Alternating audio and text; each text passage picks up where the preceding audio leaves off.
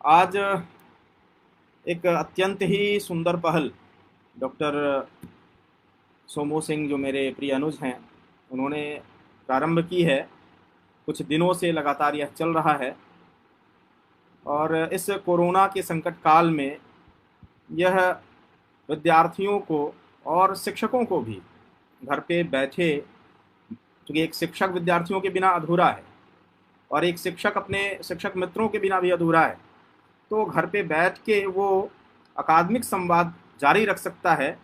इसकी एक सुंदर पहल डॉक्टर सोमू ने प्रारंभ की है। मैं बहुत बहुत साधुवाद देता हूँ और मुझे मंच देने के लिए धन्यवाद।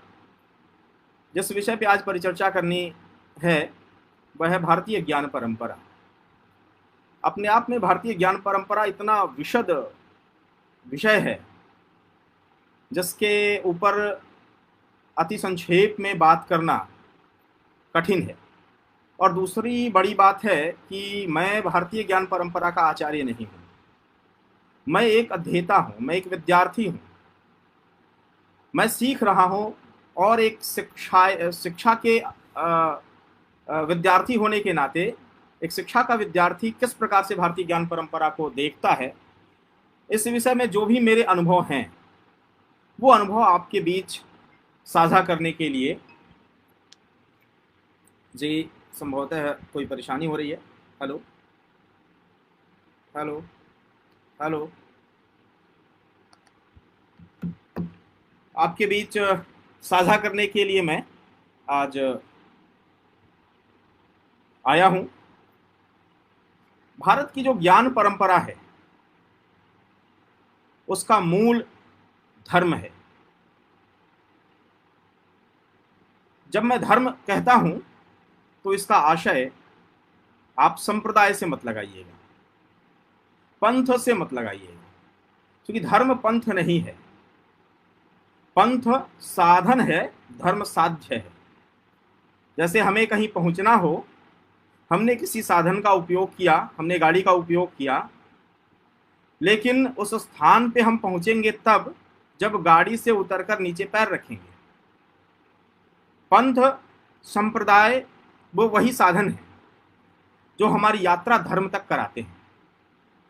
वह मूल धर्म जो सभी पंथों संप्रदायों का लक्ष्य है, किसी को पीड़ा ना पहुंचाना, सत्य बोलना,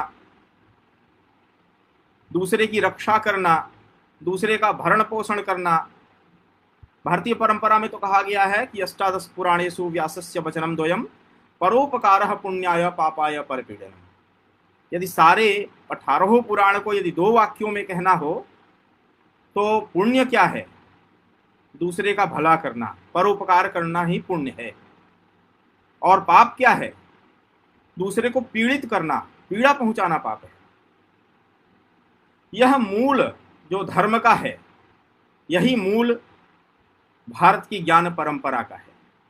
भारत की ज्ञान परंपरा धर्म विहीन हो ही नहीं सकती और कोई भी समाज, कोई भी सभ्य समाज धर्म विहीन हो ही नहीं सकता। एक शब्द जो गढ़ा गया है धर्मनिरपेक्षता, ये वस्तुतः धर्मनिरपेक्षता नहीं है, ये पंथ निरपेक्षता है। धर्मनिरपेक्ष तो कोई समाज हो ही नहीं सकता है। धर्मनिरपेक्ष का आशय मानवीय गुणों से विहीन होना। क्या मानवीय गुणों से विहीन होकर किसी समाज की हम कल्पना कर सकते हैं? भारत की ज्ञान परंपरा का आधार यही धर्म है, अधिष्ठान यही धर्म है। सर्वे भवन्तु सुखिनः, सर्वे सन्तु निरामयाः, सर्वे भद्राणि पश्यन्तु मा कश्चित् दुःखभाग् भवेत्। ये जो लौंगाक्ष्य स्मृति हमारे यहाँ एक ग्रंथ है जो आज विलुप्त है, लेकिन कहीं अन्य आचार्य ने इसका संदर्भ दिया है जहां से पता चलता है कि सर्वे भवन्तु सुखिनः लौंगाक्ष्य स्मृति का है। इतना महान वाक्य पूरे विश्व की परंपरा में आप कहीं देखें, किसी भी पंथ संप्रदाय में आप देखें, इतना महान वाक्य जो सभी के भले की कामना कर रहा हो आपको प्राप्त नहीं होगा। भारत की ज्ञान परंपरा का मूल सर्वभूत हिते रता है। हमारा चिंतन, हमारा कर्म सभी प्राणियों की रक्षा, सभी प्राणियों का हित इसमें है। यदि हमारे किसी कर्म से अहित हो रहा है, मनुष्यों का हित हो रहा है, प्राणी जगत का हित हो रहा है, प्रकृति का हित हो रहा है, ब्रह्मांडीय व्यवस्था का हित हो रहा है, तो हम धर्म के मार्ग पे नहीं हैं। और उस पूरी व्यवस्था को भारतीय ज्ञान परंपरा नकारती है। भारत की ज्ञान परंपरा ब्रह्मबिंदु उपनिषद में कह रही है, वसुधैव कुटुंबकम अयम निजः परो वेति गणना लघु चेतसाम उदार चरिता नाम तो वसुधैव कुटुंबकम।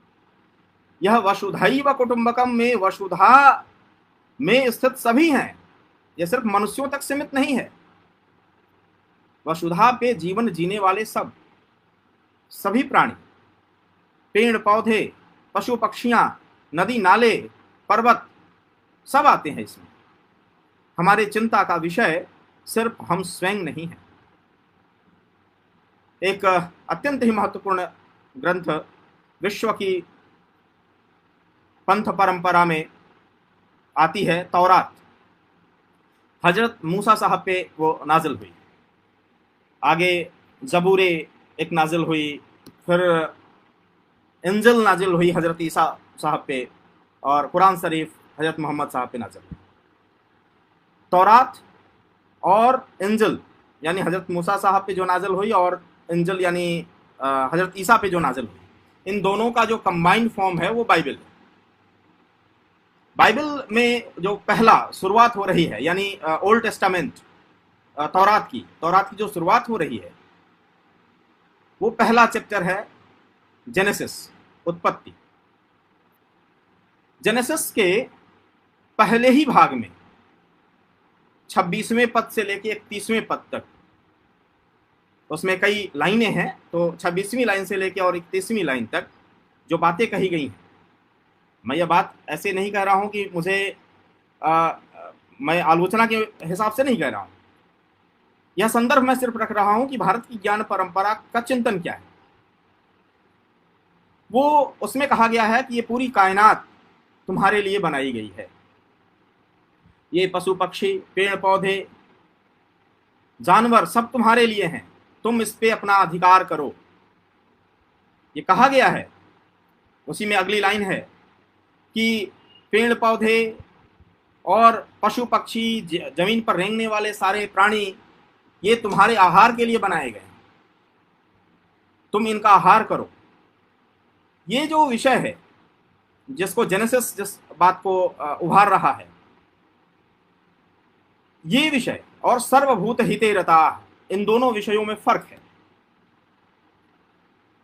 एक पक्ष सिर्फ मनुष्य को केंद्र में रखकर सोच रहा है, इस जगत का केंद्र मनुष्य है और मनुष्य का आधिपत्य स्वाभाविक स्थापित होता है जन्म के साथ ही सारे प्राणी मात्र पे। और दूसरा पक्ष क्या कह रहा है, नहीं, ऐसा नहीं है, यह पूरा जगत स्वतंत्र है, तुम उसके अधिपति नहीं हो, तुम्हें सबके हित की कामना करनी है, इसीलिए सर्वभूत हिते रता। जो हमारा एक प्रधान उपनिषद है ईशावास्योपनिषद, ईशावास्योपनिषद कह रहा है, ईशावास्यमिदं सर्वं यत किंच जगत्याम जगत तेन त्यक्तेन भुंजीथा मा वृथः कस्य स्विद्धनम। यह पूरा जगत वह ईश, उसी ईश का है। इस जगत में जो आवश्यक चीज है उनका उपभोग करो, लेकिन उपभोग किस रूप में, त्याग की भावना से। यह तुम्हारा नहीं है। मां वृथा कस्य स्विद्धनम, यह किसका होता है, यह सिर्फ उस ईश का है। तुम्हें जितनी जरूरत हो, जितने में तुम्हारा काम चल जाए, सिर्फ उतना ही लो। एक अर्थशास्त्र में दो विचार चलते हैं, एक है थियरी ऑफ मैक्सिमाइजेशन और एक थियरी ऑफ ऑप्टिमाइजेशन। एक विचार यह कह रहा है कि अधिक से अधिक अर्जित करना है, जितना हो सके, तब तक जब तक कि अर्जित किया जा सकता है, चाहे वो समाप्त ही क्यों ना हो जाए जिससे हम अर्जन कर रहे हैं। दूसरी व्यवस्था कहती है कि नहीं, हमें उतना ही लेना है जितने में वो भी बना रहे और हमारा कार्य भी चलता रहे। हमें दूसरे को मिटा के अपना हित नहीं करना है। यदि हम ऐसा कर रहे हैं तो हम धर्म के पथ पे नहीं हैं। और भारतीय ज्ञान परंपरा का मूल लक्ष्य सभी जनों को इसी धर्म की चेतना सबके हृदय में जगे, यह इसका प्रधान लक्ष्य है। यह पूरा संसार हमारी दास नहीं है। आज एक छोटी सी समस्या आई है हमारे सामने, न दिखने वाला एक विषाणु हम सभी को घरों में कैद कर दिया है। यह प्रकृति का चैलेंज है। हे मनुष्यों, तुम यह समझते हो कि सारी दुनिया तुम्हारी पैरों के नीचे है। ये सारे जीव, सारे पेड़ पौधे, सारे नदी नाले तुम्हारे लिए हैं, तो ये भ्रम में हो। इस पृथ्वी पे सभी को अपने ढंग से जीने का अधिकार है। यह जो विशेष फर्क भारत की चिंतन धारा की है, भारत की ज्ञान परंपरा की है, यह विशेष फर्क आपको स्पष्ट रूप से एक परम मानवोचित संस्कृति की ओर इशारा करती है, जिसको the wonder that was India एक पुस्तक लिखी ए.एल. बासम ने। ए.एल. बासम कह रहे हैं कि मैंने दुनिया की सारी संस्कृतियों का अध्ययन किया, लेकिन भारत की संस्कृति सर्वाधिक मानवोचित है। यद्यपि कुछ आक्षेप हैं, लेकिन उन आक्षेपों के बावजूद भी भारत की यह संस्कृति दुनिया की सारी संस्कृति सभ्यताओं में सबसे ज्यादा मानवीय है, जहां सबके हित की रक्षा की बात की गई है। यहां सिर्फ मानव मात्र के हित की रक्षा नहीं है,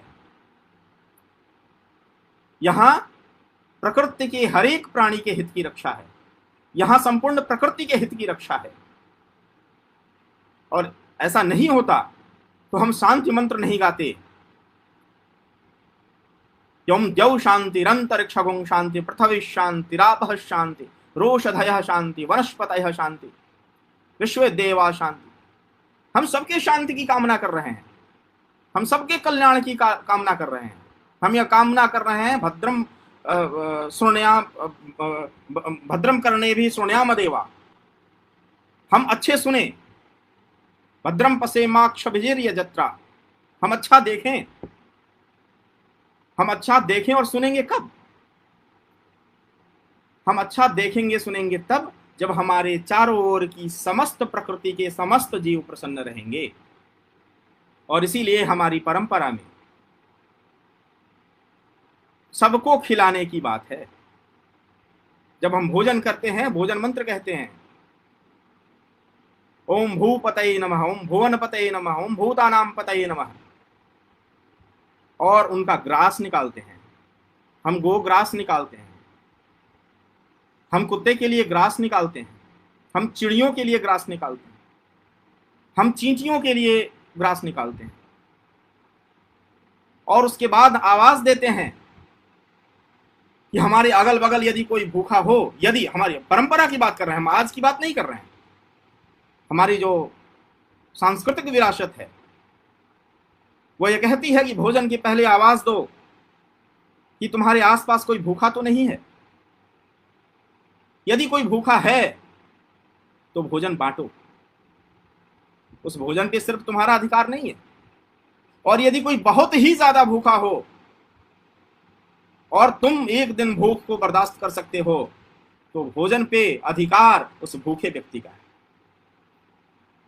समाज के अंतिम जन की चिंता जिस प्रकार से भारत की सांस्कृतिक परंपरा में की गई है, विश्व के किसी भी दर्शन की परंपरा में इस प्रकार आपको उदाहरण नहीं मिलेंगे। लेकिन इस सांस्कृतिक परंपरा के साथ हुआ क्या, इसकी व्याख्या कैसे की गई? यद्यपि यह विषय मैं अलग से लेना चाहता था और लूंगा बाद में, यदि डॉक्टर सोमू चाहेंगे तो। आज मैं अति संक्षेप में सिर्फ इशारा कर रहा हूं। हमारी परंपरा को लगातार सैकड़ों वर्षों से, सैकड़ों क्या, अब ये हजारों वर्षों से इतने संघर्ष झेलने पड़े जितने संघर्ष झेल के कोई देश मौजूद नहीं रह सकता। विश्व का कोई भी ऐसा देश आप उदाहरण बताइए, जितने युद्ध भारत ने झेले हैं उतने युद्ध को झेल के अपनी सांस्कृतिक विरासत को बचा के रखा हो, आपको एक भी उदाहरण नहीं मिलेगा। पूरा का पूरा दक्षिण अमेरिका बदल गया, उत्तरी अमेरिकी देश बदल गए, मूल वहां के जो रहने वाले थे वो हाशिए पे चले गए। ऑस्ट्रेलिया में वहां के जो मूल रहने वाले थे, वो तस्वीरें आज भी विद्यमान हैं, उनको पशुओं की तरह केज में बंद करके, पिंजरे में बंद करके रखा जाता था। और अफ्रीका के लोगों का दासों के रूप में पूरे यूरोप में लगातार व्यापार किया गया, और ये हजारों वर्षों से किया गया। वो सारे देश जिसको तलवारों के बल पे विजित करने निकले हुए लोगों ने कुचल दिया, रौंद दिया,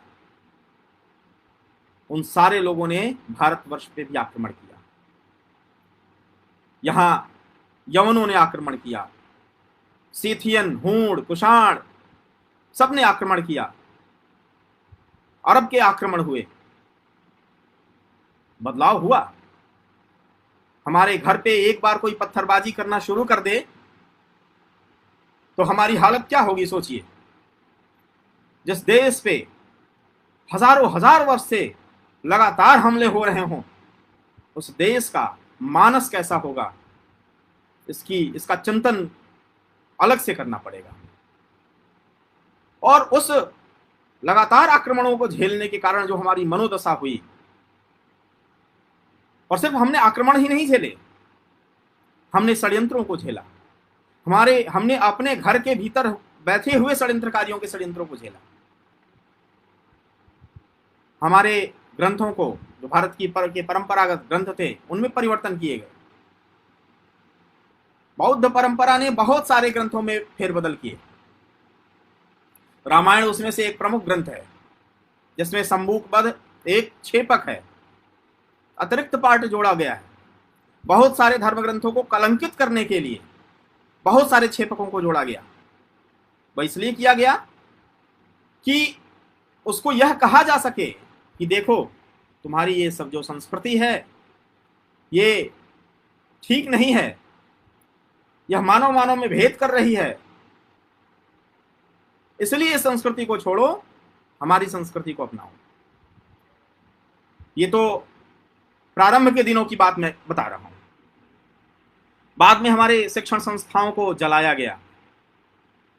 कई विश्वविद्यालय धू धू कर जले, महीनों तक जले। ग्रंथालय सारे जल गए। पढ़ाने वाले लोगों को पकड़ पकड़ मारा गया, काट दिया गया। इतने सारे अत्याचारों को झेलने के बाद भी हम जिंदा रहे, हम बचे रहे, और आज हम भारतीय ज्ञान परंपरा के विषय में बात कर रहे हैं। ये इसका प्रमाण है कि इतने सारे आतंकों को झेलने के बाद भी हम जीवित हैं। उसके बाद जो सबसे बड़ा प्रहार हुआ, बाकी प्रहारों ने तो हमारे भौतिक व्यवस्थाओं को बदला, लेकिन एक प्रहार ऐसा जिसने हमारे मनों को बदल दिया। और मन को बदलने का हेतु क्या था? एक धर्म का प्रचार।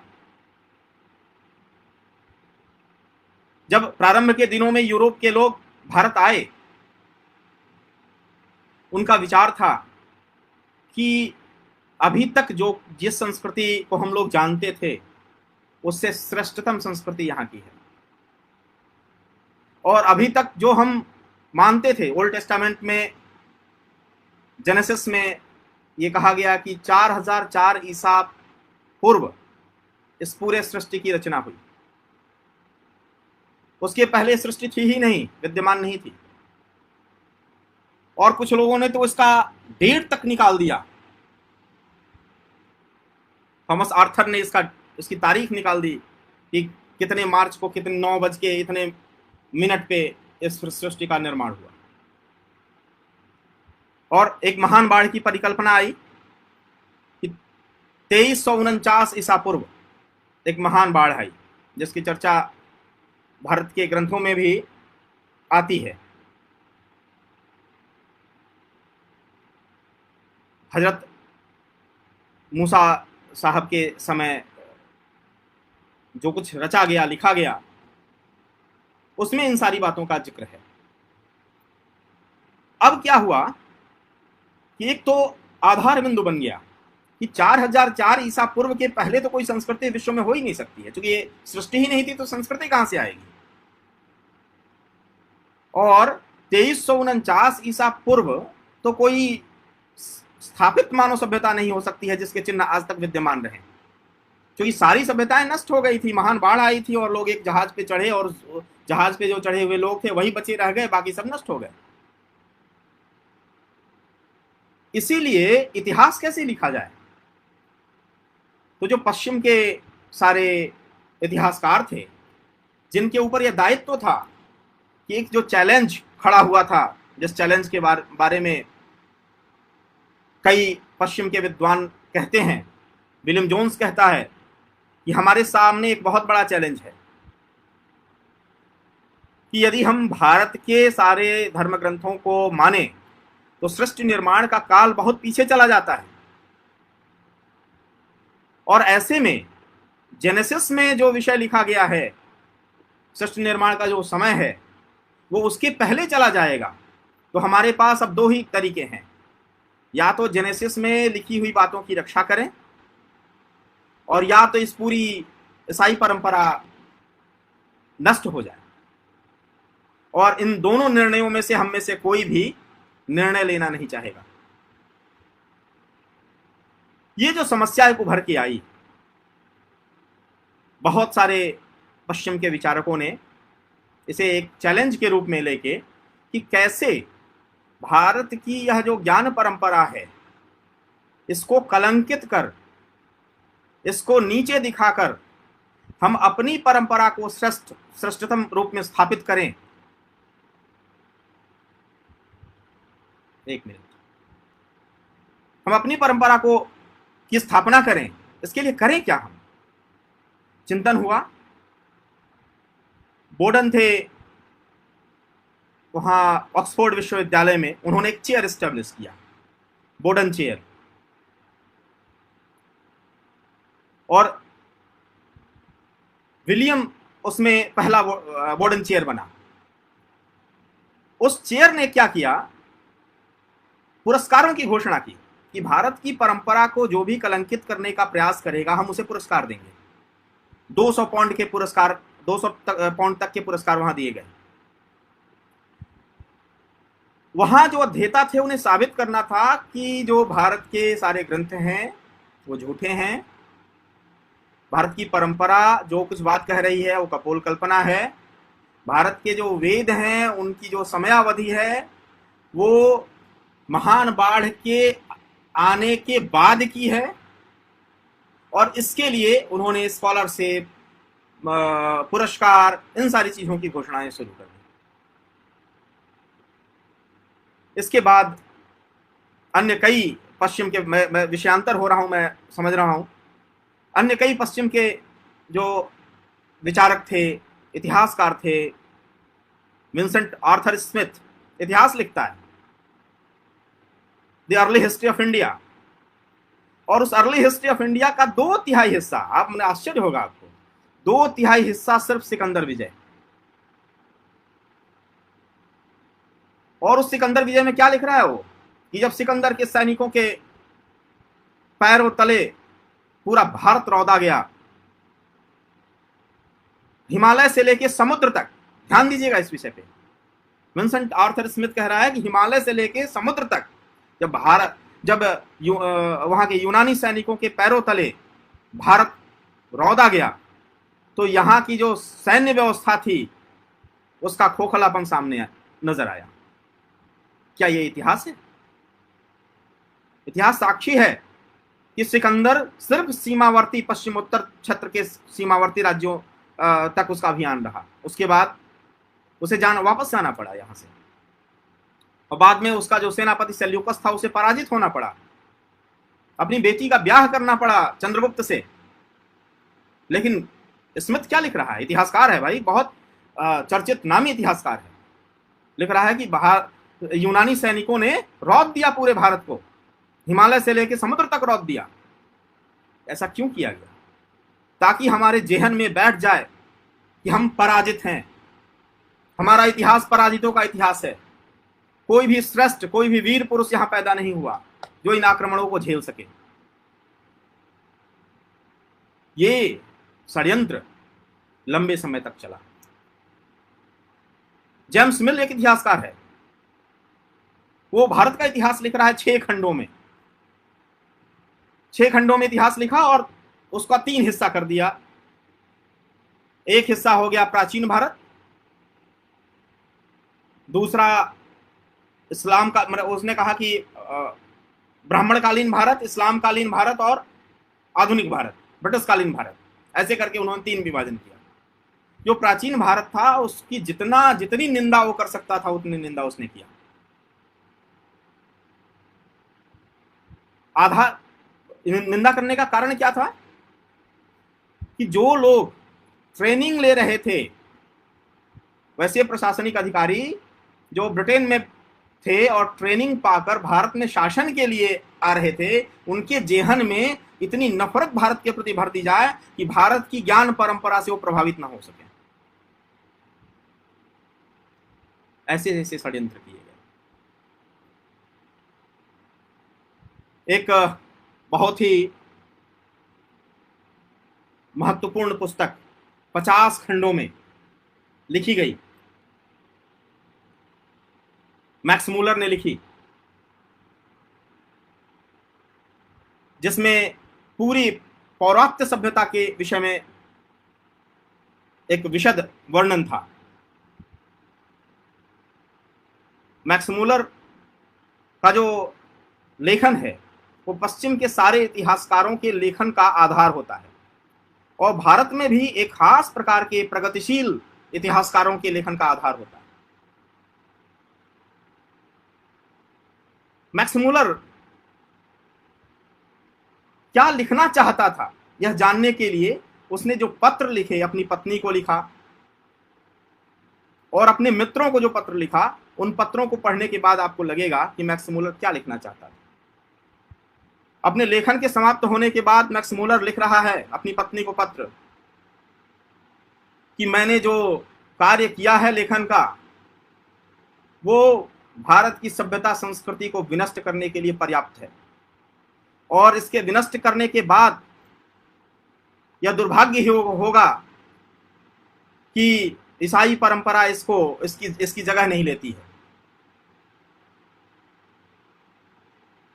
विलियम जोन्स कह रहा है कि एक दिन ये पूरी व्यवस्था नष्ट होगी और जो क्रॉस लिए हुए लोग हैं उनके ही जिम्मे पूरा छत्र होगा। यद्यपि विलियम जोन्स ने बहुत अच्छी सारी बातें लिखी हैं परंपरा के विषय में, लेकिन मूल उद्देश्य वो भारत के कुछ प्रगतिशील लोगों जैसे दगाबाज नहीं थे। उन्हें अपनी धरती के प्रति प्रेम था। वो भारत की संस्कृति से प्रभावित होने के बावजूद भी भारत के पक्ष में नहीं लिख सकते थे, इसलिए चूंकि वो गद्दार नहीं थे। भारत के कुछ लोगों ने जिन्होंने योजनाबद्ध तरीके से भारत की सांस्कृतिक विरासत से भारत के बचपन को, भारत की आवाम को दूर रखा, उन जैसी गद्दारी मैक्स मूलर में, विलियम जोन्स में, विंसेंट आर्थर स्मिथ में नहीं थी।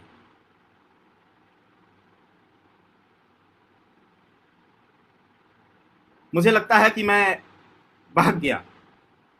मुझे भारतीय ज्ञान परंपरा विषय पे बातचीत करनी थी, लेकिन भावनाओं में बह के मैं दूसरी दिशा में चला गया। तो ये जो भारत की ज्ञान परंपरा, जिसको हेय दिखाने के लिए सारे पश्चिम के विचारक लगे रहे, ये आखिर में भारत की ज्ञान परंपरा है क्या? यह ज्ञान परंपरा पश्चिम के ज्ञान परंपरा के सापेक्ष जब इसे आप खड़ा करेंगे, चाहे वो विषयों का प्रश्न हो। लोग कहते हैं कि प्राचीन काल में सिर्फ वेद पुराण यही सब पढ़ाए जाते थे। अरे भैया, पूरा जितना साहित्य हमें प्राप्त होता है, हजारों हजार प्राचीन साहित्य हमारे पास हैं, उन साहित्यों में मात्र 3 से 5% साहित्य ही उपासना परक हैं, बाकी सब अन्य विषयों से संबंधित हैं। प्राचीन गुरुकुलों में कई, आज जो जिसे हम फैकल्टी कहते हैं, कई फैकल्टी होते थे। जैसे एक फैकल्टी था अग्निस्थान। अग्निस्थान में उपासना के विषय की चर्चा की जाती थी। फिर था ब्रह्मस्थान। ब्रह्मस्थान में वैदिक साहित्य का अध्ययन कराया जाता था। फिर विष्णुस्थान। विष्णुस्थान समाज के पालन से जुड़े हुए समस्त पक्ष, चाहे उसमें दंड नीति हो, यानी राजनीति शास्त्र हो, अर्थनीति हो, वार्ता हो, अर्थात जो लोक व्यवहार, लोक व्यापार है, कृषि है, गोपालन है, वाणिज्य है, आदि आदि, ये सारा कुछ विष्णुस्थान की फैकल्टी में पढ़ाया जाता था। फिर था महेंद्र स्थान। महेंद्र स्थान में सैन्य शिक्षा दी जाती थी। फिर था कार्तिकेय स्थान। कार्तिकेय स्थान में विशेषीकृत सैन्य शिक्षा, जिसमें व्यूह रचना आदि था, वो शामिल था। फिर था विवस्वत स्थान, जिसमें वैशज शास्त्रों के बारे में बताया जाता था, ज्योतिष के बारे में बताया जाता था।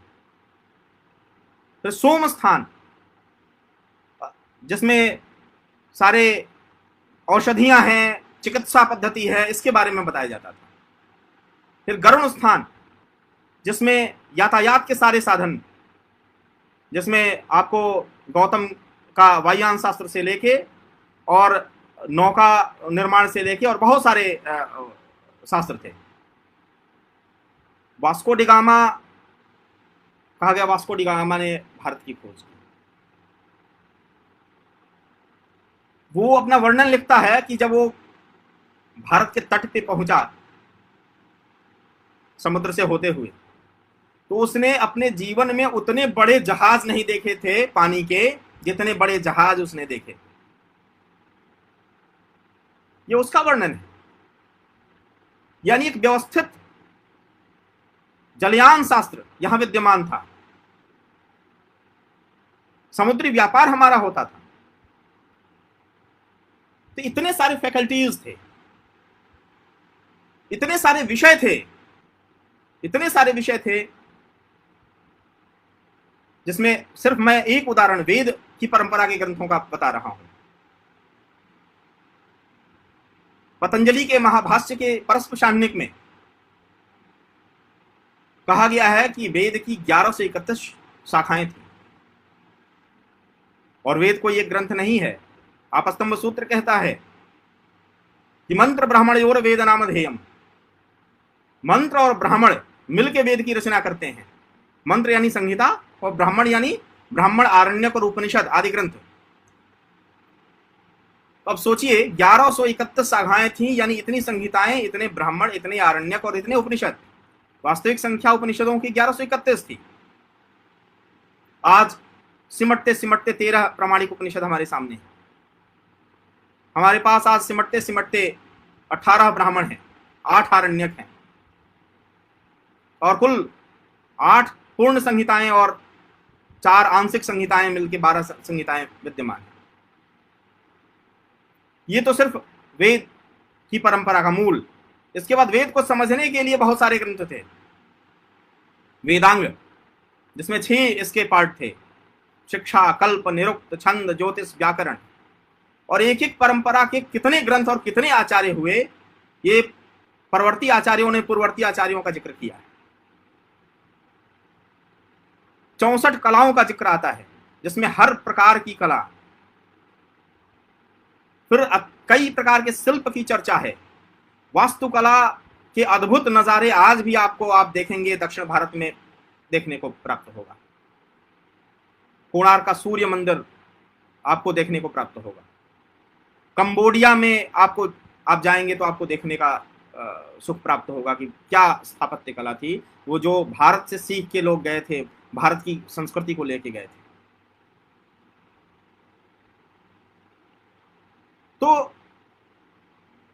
सिर्फ हम उपासना ग्रंथ नहीं पढ़ाते थे। यदि हम उपासना ग्रंथ पढ़ाते तो इतने समृद्ध नहीं होते, और हम समृद्ध नहीं होते तो हम कंगालों के पास पश्चिम के सारे लोग और अरब के लोग घोड़ों पे चढ़ के तलवार लेके नहीं आते लूटने। भिखारी को कौन लूटता है जी? हमारे पास कुछ रहा होगा लूटने लायक तभी तो आए। मुझे लग रहा है क्या समय की सीमा को मैं लाग तो नहीं रहा हूं? आप लोग बताते रहिएगा, बीच बीच में मैं कुछ प्रश्न ले लेता हूं। बहुत सारे प्रश्न आए हैं। पतंजलि मिश्रा भारतीय संस्कृति श्रेष्ठ है, भारत विश्व गुरु है, यह कहने का, हाँ, ये कह रहे हैं, ये कहने का सौभाग्य हम स्वयं क्यों ले रहे हैं? यह सौभाग्य विश्व के अन्य देशों को क्यों नहीं देते? आज जो हमारी दुर्दशा, उसके पीछे कौन है? प्रकाश डालें। पतंजलि मिश्रा जी का, हमारे अनुज हैं, प्रश्न है कि हम स्वयं क्यों कह रहे हैं। भाई, यदि हम नहीं कहेंगे तो कहने वाला कोई नहीं है, क्योंकि जो निरपेक्ष भाव से इतिहास की व्याख्या की जिम्मेदारी जिनके कंधों पे थी, उन्होंने एक एजेंडा के तहत इतिहास को लिखा और प्रचारित किया। पश्चिम के जो लोग, जिन लोगों ने, प्रशासनिक इतिहासकारों ने लिखा, उनका एजेंडा था कि भारत में पश्चिम का जो शासन है वो पुष्ट हो, भारत से जो ये लूट का तंत्र है वो बना रहे, कायम रहे। तो ये यदि शुभ लिख देते हमारे विषय में तो भारत की जनता कैसे स्वीकार करती लंबे समय तक? तो उन्होंने गढ़ा कि आर्य विदेशी थे, आर्य बाहर से आए। और मजेदार बात, एक जगह तो जिक्र ऐसा आता है कि एक इतिहासकार कह रहा है कि जो मिस्र लोग थे, पतंजलि मिस्र से ही मैं विषय उठा रहा हूं, मिस्र लोग थे वो बेसिकली भारत के नहीं है, वो हैं इजिप्ट के। वो इजिप्ट से आए इसलिए वो मिस्र लगाते हैं। और जब ये तर्क दिया तो इतनी जगहसाई हुई कि फिर उन्हें अपनी बात वापस लेनी पड़ी। वो ये साबित करने में लगे हुए थे कि जो कुछ भी यहां का है सब हेय है। आपकी शिक्षा प्रणाली दोषपूर्ण है, आपकी समाज प्रणाली दोषपूर्ण है, आपके पास कोई राजनीतिक प्रणाली नहीं है। अब सोचिए, राजनीतिक प्रणाली पे प्रश्न कर रहे हैं वहां के इतिहासकार कि भारत जो है एक अराजकता वाला देश रहा परंपरा में, और उन्हें यह संदर्भ दिख नहीं रहा है जिसको कौटिल्य कह रहा है, प्रजा सुखे सुखम राज्यम, प्रजा हिते, प्रजा नाम तो हिते हितम। प्रजा के सुख में राजा का सुख है, प्रजा के हित में ही राजा का हित है।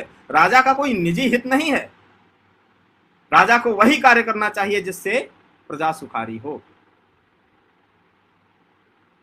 जिस परंपरा में द्वै राज्य, वै राज्य, संघ राज्य, एक राट, इतनी सारी कल्पनाएं हैं। द्वै राज्य जिसे गणराज्य के रूप में आप जानते हैं, जिसमें एक राजा नहीं है, जिसमें एक परिषद है, एक मंडली है चयनित लोगों की जो पूरी राज की व्यवस्था देखती है। मालव क्षुद्रक जो सारे राज्य थे, जिस समय सिकंदर ने आक्रमण किया, कठ, ये सारे राज्य वही राज्य थे। ये राजा यहां नहीं होता था, परिषद राजा का कार्य करती थी, सारी व्यवस्थाओं को करती थी। तो जहां राज्य की इतनी व्यवस्थाएं आ रही हैं, जहां विश्व का सबसे प्राचीन गणराज्य दिखता है लिच्छवी के रूप में, और पूरा पश्चिम उत्तर जो हमारा क्षेत्र है वहां कई राज्य दिखते हैं, जहां का राजा को जब सिंहासन पे बैठाया जाता था तो सारा उसको दंड दिया जाता था, कहा जाता था कि तुम सर्वशक्तिमान हो और ये पूरी प्रजा के पालन का कार्य अब तुम्हारा है। और उसके सर्वशक्तिमान होने का ये भ्रम नहीं था कि मैं जिसको चाहूं कटवा दूं और मरवा दूं। जी नहीं, वो एक जैसे वेतन लेके कोई कर्मचारी काम करता है, वैसे ही वेतन भोगी कर्मचारी की तरह राजा है। ये स्थिति राजा की बताई गई। यद्यपि वो सम्मान का पोजीशन है, यद्यपि उसमें देवत्व देखा जा रहा है, तथापि वो उसकी जो स्थिति है वेतन भोगी कर्मचारी की, वो स्व के लिए पर का नाश नहीं कर सकता है। तो जब उसका राज्याभिषेक होता था तो वो कहता था सारी बातों के बाद कि अदंडोस्मि, 3 बार कहता था, अदंडोस्मि, अदंडोस्मि, अदंडोस्मि, मतलब मेरे लिए कोई दंड नहीं है, मैं दंड से परे हूं। और बगल में एक सन्यासी पलाश का एक डंडा लेके उसकी पीठ पे 3 बार मारता था, कहता था धर्मदंडोसी, धर्मदंडोसी, धर्मदंडोसी। राजा, तेरे ऊपर समाज का, तेरे ऊपर कोई और दंड हो या ना हो, धर्म का दंड है। और जब धर्म से च्युत तुम होगे तो तुम्हें हटा दिया जाएगा। जैसे राजा वेन को हटाया गया, राजा वेन को ऋषियों ने हटाया, पदच्युत किया, मंथन किया और पृथु को राजा बनाया। भारत की परंपरा में बहुत सारे ऐसे उदाहरण हैं। धनानंद को हटाया गया, चंद्रगुप्त को राजा बनाया गया। ऐसे आपको सैकड़ों उदाहरण मिलेंगे कि राजा ने जब धर्म का रास्ता छोड़ा। धर्म का रास्ता यानी क्या? प्रजा हिते हितम राज्यम। धर्म का रास्ता क्या? सर्वभूत हिते रता। धर्म का रास्ता सबके कल्याण का मार्ग है, जिसमें सबका भला हो, वही धर्म है। तो इस प्रकार के राजतंत्रात्मक व्यवस्था को पश्चिम के विद्वान क्या कह रहे हैं कि नहीं, यहां तो कोई राज व्यवस्था ही नहीं थी, यहां राजनीतिक चेतना ही नहीं थी, अराजकता की स्थिति थी।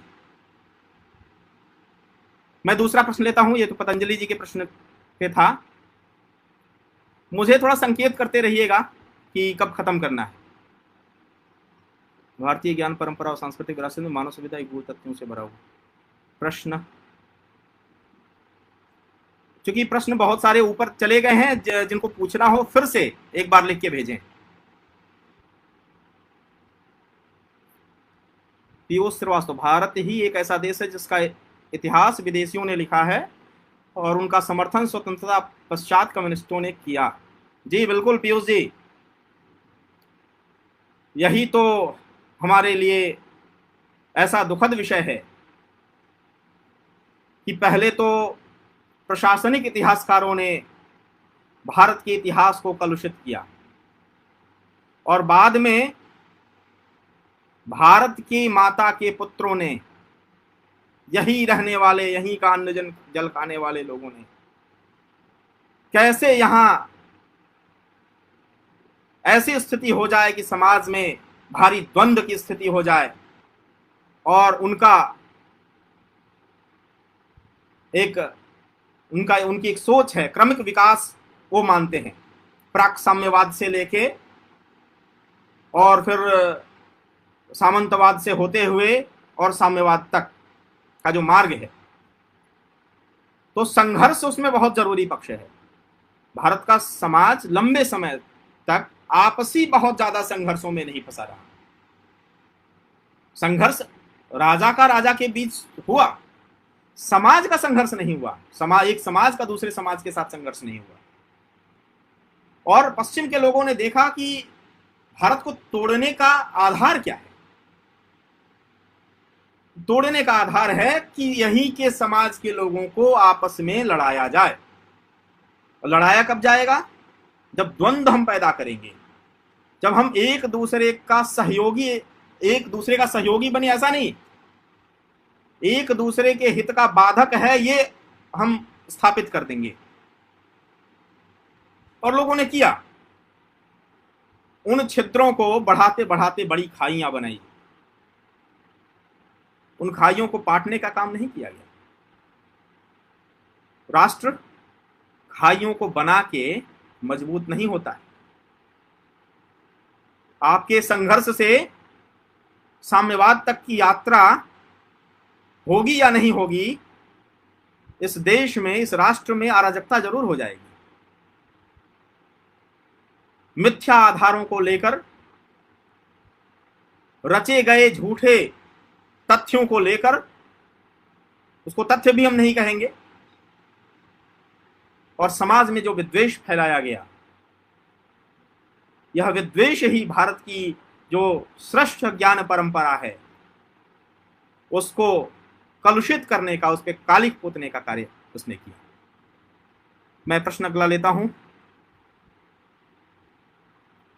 वर्तमान ज्ञान सिंह का प्रश्न है, वर्तमान शिक्षा प्रणाली प्राचीन भारतीय ज्ञान परंपरा को किस प्रकार से सम्मिलित किया जाए शिक्षा प्रणाली में? अच्छा प्रश्न है ज्ञान जी। सत्य को सत्य और असत्य को असत्य, ये बताने का साहस शिक्षकों को पैदा करना पड़ेगा। वह शिक्षक चाहे कक्षा में पढ़ा रहा हो, चाहे वह करिकुलम तैयार कर रहा हो, चाहे वह पुस्तक का लेखन कर रहा हो, उसके अंदर इतनी हिम्मत होगी कि जो षड्यंत्र इस देश के प्रति, यहाँ की ज्ञान परंपरा के प्रति किए गए, उनको उजागर कर सकें। इतनी हिम्मत यदि उस शिक्षक में है, तभी हम शिक्षा की व्यवस्था में परिवर्तन लाएंगे। इसके बहुत सारे तरीके हो सकते हैं। सबसे पहले तो पाठ्यचर्या में परिवर्तन। आप इतिहास की किताबों को टटोलिए जैसे बच्चे पढ़ते हैं, आपको उन किताबों में ललितादित्य का नाम शायद ही कहीं मिले भी तो बहुत ही संक्षेप में। आपको मालूम है ललितादित्य का शासन ईरान तक, ईरान के क्षेत्र तक ललितादित्य का शासन था। आप सब जानते हैं, आप सब विज्ञ जन हैं। लेकिन आप उस कारण को पता लगाइए कि क्यों ललितादित्य इतिहास की किताबों से बाहर हैं। अहोम साम्राज्य, विशाल अहोम साम्राज्य, जिसने पूरे मध्यकाल में अरब के आक्रमणकारियों, तुर्क से आए आक्रमणकारियों को झेला और कोई आक्रमणकारी उन्हें पराजित नहीं कर पाया, उस अविजित अहोम साम्राज्य का इतिहास क्यों नहीं है? क्यों नहीं है इतिहास में चोल साम्राज्य का विशाल क्षेत्र, जिसमें इंडोनेशिया, मलेशिया आदि सारे देश शामिल थे, जावा, सुमात्रा, बोर्नियो। इतिहास में क्यों नहीं बच्चों को पढ़ाया जाता है कि भारत का कुछ अच्छा विपक्ष था और उन देशों को हमने तलवारों के बल पे नहीं जीता था। हमारी संस्कृति को स्वेच्छा से वहां के जनों ने स्वीकार किया, हमारी संस्कृति की श्रेष्ठता को माना। इसलिए माना कि हमारी संस्कृति सर्वभूत हितेरता की बात कर रही है। तो क्यों नहीं इतिहास में है? इन प्रश्नों को टटोलना पड़ेगा। तो पहले तो हम करिकुलम में परिवर्तन लाएं। करिकुलम में परिवर्तन लाएंगे तो टेक्स्ट बुक लिखे जाएंगे, और टेक्स्ट बुक लिखे जाएंगे तो प्रामाणिक जितने सारे हमारे साक्ष्य हैं, उन साक्ष्यों के आधार पर वास्तविक सत्य घटनाएं लिखी जाएं। असत्य लेखन का कोई मतलब ही नहीं है। असत्य लेखन तो एक खास प्रकार के विचार के लोगों ने किया, जिन्होंने 1500 ईस्वी तक वेद के काल को निर्धारित कर दिया। वो इसलिए कर दिया कि महान बाढ़ के पहले न चला जाए वेद का काल। वो इसलिए किया कि 4004 ईसा पूर्व के पहले न चला जाए, पूरी व्यवस्था और ओल्ड टेस्टामेंट धराशायी हो जाएगा यदि ऐसा हो गया तो इस प्रकार की जो षड्यंत्र हुए उनको उजागर करने का बीड़ा हम शिक्षकों को उठाना पड़ेगा। हम कक्षाओं में अपनी बातें कहें, हम पुस्तक लेखन में हम उन चीजों को दर्ज करें, हमें करिकुलम बनाने का मौका मिले तो हम करिकुलम में उसको उस पक्ष को दें। हम आज जो इतना बढ़िया प्लेटफॉर्म हमारे पास सोशल मीडिया के रूप में है, फेसबुक है, ट्विटर है, यूट्यूब है, हम छोटे छोटे वीडियो बनाएं, तथ्यपरक वीडियो बनाएं, प्रमाणों के साथ व्यवस्था को चीजों को रखें तो जरूर परिवर्तन होगा, निश्चित रूप से। मैं अगला प्रश्न लेता हूं। प्रभात, इस समय में भी हम केवल दूसरे देशों की ही नकल करने में लगे हुए हैं। हमने अपनी संदर्भों को देखते हुए, अपने कंटेक्स्ट को देखते हुए शिक्षा पद्धति विकसित करने का काम नहीं किया है। हमारी देश काल परिस्थिति जनसंख्या जो विकसित है फिनलैंड, स्वीडन, जर्मनी, अमेरिका से पूर्णतः अलग है। जरूरत है कि अपनी परिस्थितियों के अनुरूप हमारे शिक्षा पद्धति को विकसित किया जाना चाहिए और इसके लिए हमें कार्य करने की जरूरत है। बिल्कुल प्रभात जी, हमारे अनुज हैं। अच्छा, आपका अच्छी टिप्पणी है। अरे भारत की शिक्षा ब्रिटेन के हिसाब से थोड़े चलेगी। यहां ब्रिटेन की जनता निवास कर रही है, यहां अमेरिका के लोग रह रहे हैं, यहां अरब के लोग रह रहे हैं। भारत के लोगों की आवश्यकताएं भिन्न हैं, भारत के समाज की रचना भिन्न है, भारत में लोक व्यवहार भिन्न है, भारत के लोगों के जीवन का लक्ष्य भिन्न है। जब सब कुछ भिन्न है तो नकल की हुई व्यवस्था हम यदि अपनाएंगे तो कितने दिन हम सही रूप में चल पाएंगे? समाज अराजक नहीं बनेगा।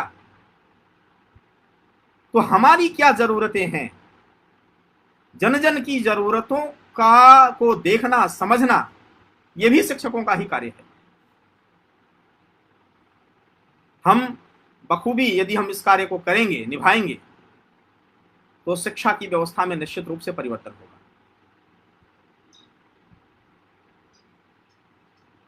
पतंजलि मिश्रा का फिर से प्रश्न है, भारत का बौद्धिक जगत किस प्रकार से भारत के सांस्कृतिक नाश का मुख्य जिम्मेदार है?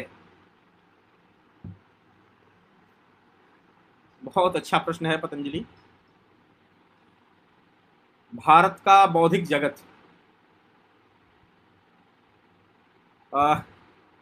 बौद्धिक कहने में भी मुझे परेशानी आ रही है।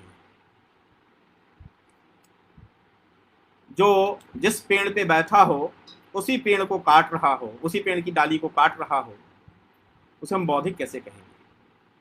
जो इस सभ्यता संस्कृति के विनाश का व्रत लेकर कार्य कर रहे हैं, उसकी लपटें उन तक ही भी पहुंचेंगी।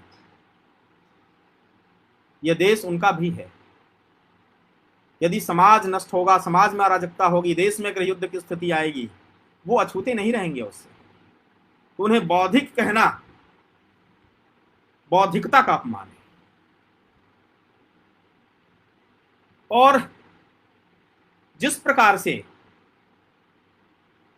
स्वजाति घृणा से वो भरे हुए हैं, अपने ही जन के प्रति घृणा, अपने संस्कृति के प्रति घृणा, भारत की सभ्यता के प्रति घृणा, भारत के प्रतीकों के प्रति घृणा, भारत के समाज व्यवस्था के प्रति घृणा, इतना अंदर तक बैठ गया है, या प्रशासनिक इतिहासकारों की जो चाल थी उसके माध्यम से बैठाया गया है कि वो अब निकलना बहुत आसान नहीं है। पीढ़ियां लग गई, 17वीं सदी से लेके और आज की सदी तक ये प्रयास चले, और वो सारे प्रयासों ने जिस विषबेल को सींचा, उसका विषफल आज के भारत के समाज के सामने है। और हम सबको बैठ के चिंतन करना पड़ेगा कि कैसे उस विषफल के प्रभाव से समाज की रक्षा की जाए। आगे प्रश्न लेता हूं मैं। भारतीय परंपरा, राजेश कुमार जी का प्रश्न है, भारतीय नहीं परंपरागत भारतीय ज्ञान परंपरा को वर्तमान में कैसे स्थापित किया जाए। जी राजेश जी, इस पे अभी हमने चर्चा की कि पहले तो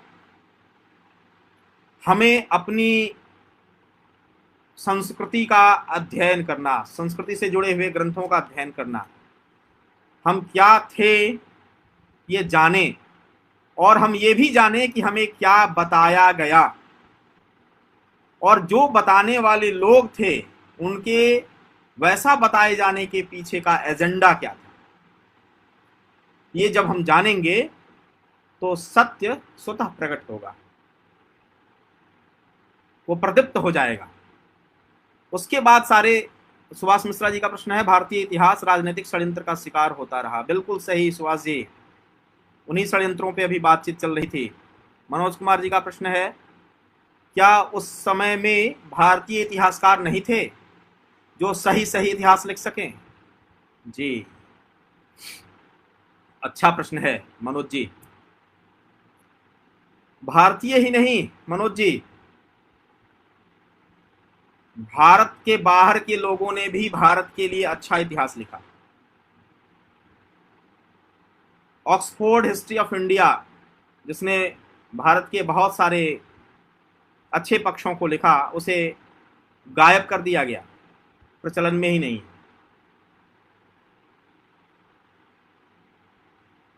सॉरी सॉरी, मैं अपनी बात में सुधार करता हूं, Cambridge history, Oxford history of India, जी ऑक्सफोर्ड हिस्ट्री ऑफ इंडिया।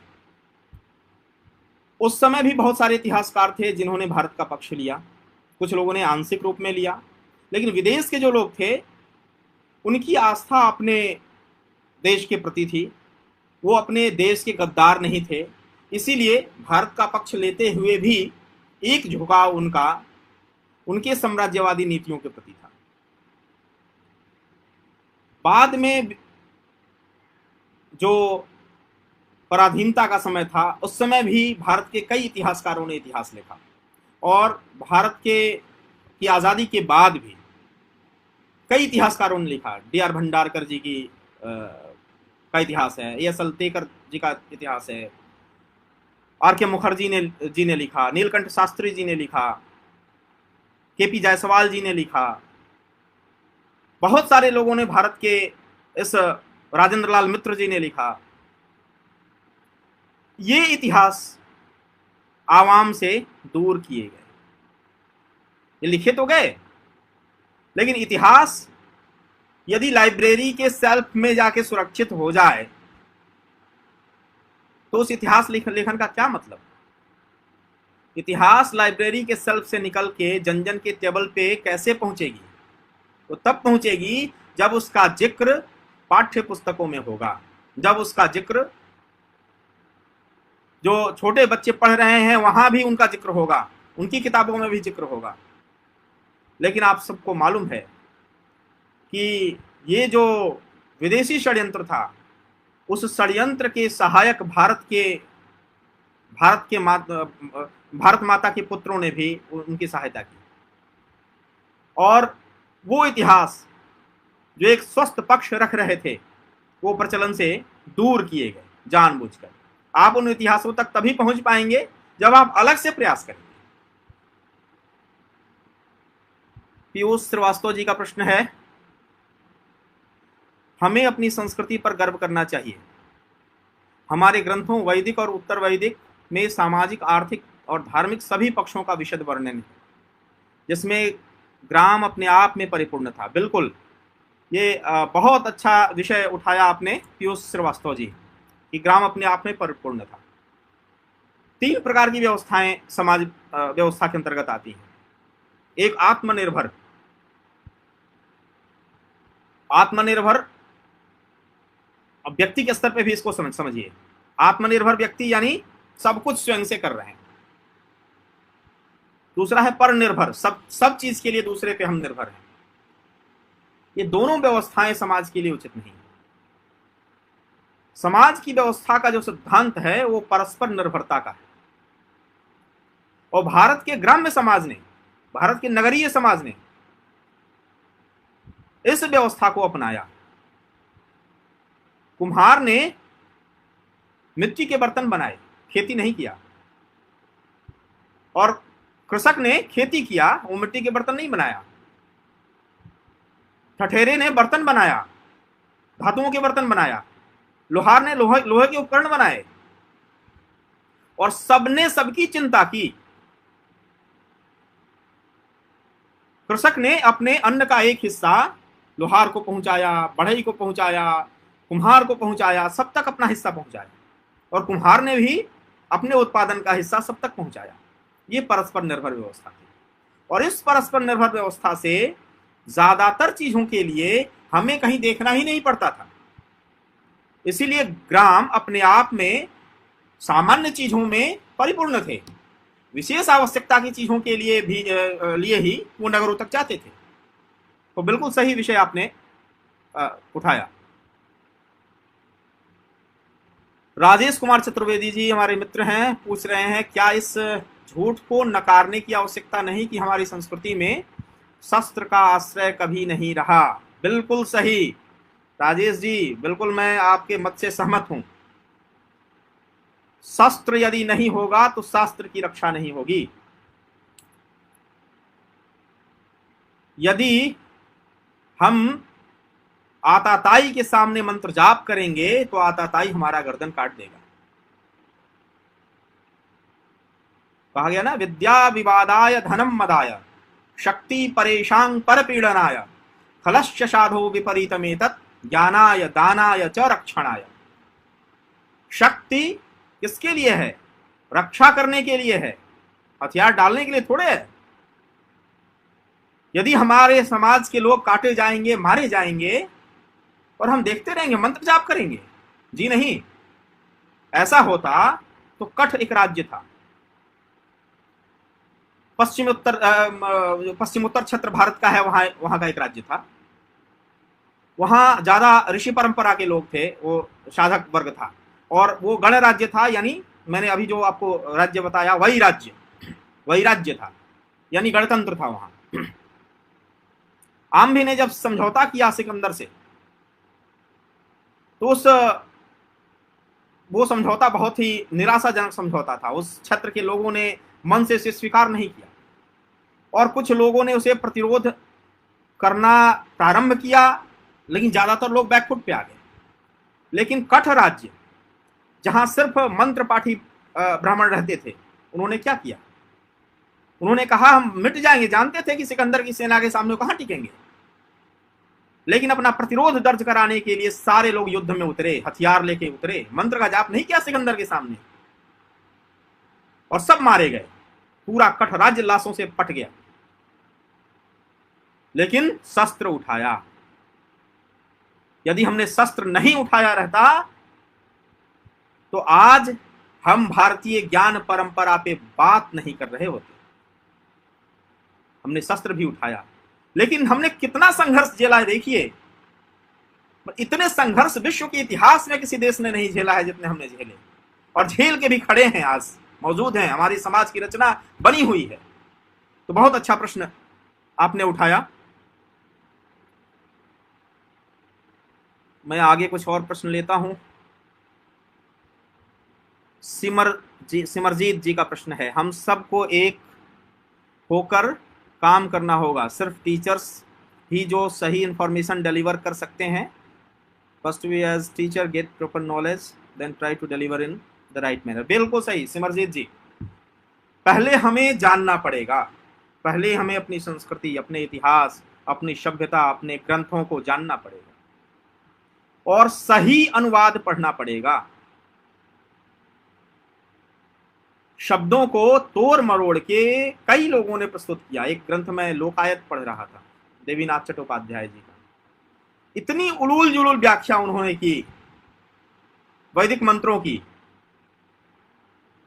उन्हें न संस्कृत की जानकारी है और न ही वैदिक मंत्रों के अनुवाद की क्या परंपरा है वो जानकारी है, लेकिन उन्होंने इतनी उलूल जुलूल व्याख्या की कि आप पढ़ेंगे तो हतप्रभ रह जाएंगे।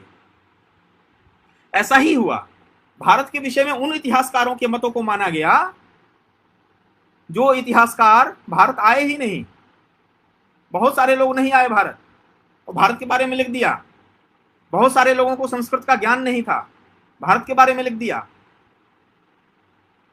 और मेगास्थनीज इंडिका में लिख रहा है, दो बातें लिख रहा है। देखिए कितने सातिर लोग हैं। मेगास्थनीज का मूल लेखन मिलता नहीं है, एरियन ने और सारे इतिहासकारों ने उसका जिक्र किया अपने ग्रंथों में। उसने एक बात तो लिखी कि भारत में 7 जातियां हैं। तो कुछ लोग कह रहे हैं कि नहीं नहीं, मेगास्थनीज बिल्कुल सही, वो कह रहा है 7 जातियां थी यहाँ, जबकि मेगास्थनीज को भारत के समाज का अनुभव ही नहीं था। रहा बहुत लंबा समय यहाँ, लेकिन वो भाषाई भेद के कारण उस समाज को समझ नहीं सकता था। उसकी ये बात तो मान ली गई, लेकिन मेगास्थनीज लिख रहा है कि 300 ईसा पूर्व के लगभग 153 राजाओं की सूची है, और सूची दे रहा है और बता रहा है लगभग 4000 वर्ष से ऊपर इन लोगों ने राज्य किया। इस बात को वहां के इतिहासकारों ने स्वीकार नहीं किया, क्योंकि जैसे ही ये स्वीकार करते ओल्ड टेस्टामेंट धराशायी हो जाता। ओल्ड टेस्टामेंट में सृष्टि की उत्पत्ति का जो समय है 4004 ईसा पूर्व, वो धराशायी हो जाता। तो कितने सेलेक्टिव हैं देखिए, उसके एक पक्ष को माना, दूसरे पक्ष को नहीं माना। तो एक तो विदेशी लोगों ने जैसा किया सो किया ही, भारत के लोग भी उसी परंपरा में चलते रहे। मैं अगला प्रश्न लेता हूं। अनित कुमार श्रीवास्तव हमारे विद्यार्थी हैं।